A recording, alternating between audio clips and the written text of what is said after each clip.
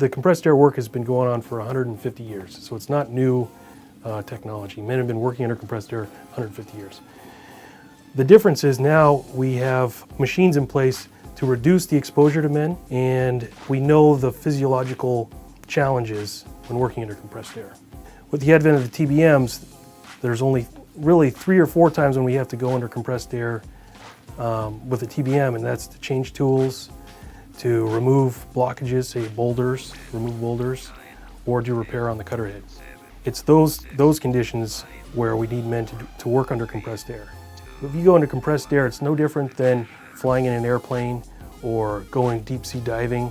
It's the exact same. So we want to mitigate risks of DCI or compression sickness, which is just nitrogen bubbles in your blood. If you feel sick or you feel just something's not right, we'll put you back into either the medical lock or even the TBM lock and recompress.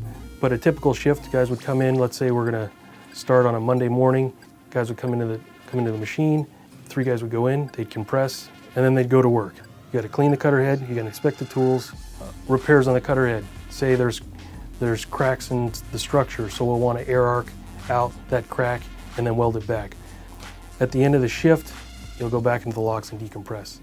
Once you get into the lock, they're typically pretty small.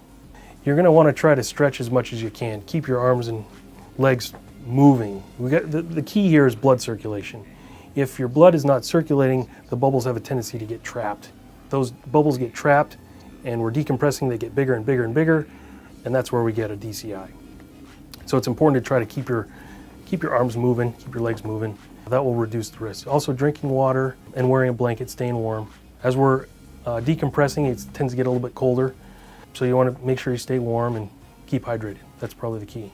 The bottom time, all these references to diving, the reason why the references are there, it's because it's just like diving, except we still have the effects of gravity. The cutters still are 400 pounds, so you got to be mindful of that. It's nothing to be afraid of. It's not like I'm going to the moon. You're working under compressed air. Men have been doing it for 150 years.